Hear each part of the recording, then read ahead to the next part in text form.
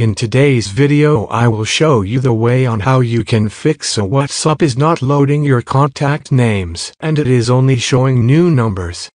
The most easiest way to fix it is because WhatsApp is most likely lacking the contacts access or the contacts permission.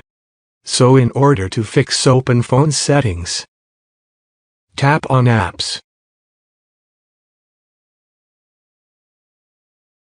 Find WhatsApp and click on it.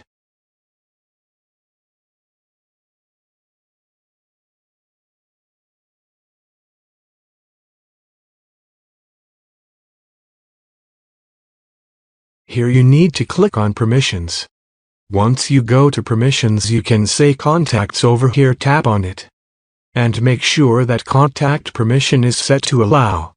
You can also come back and click on option phone. And also make sure that phone permission is set to allow. Now just go ahead and refresh the WhatsApp application. Your problem will be solved now.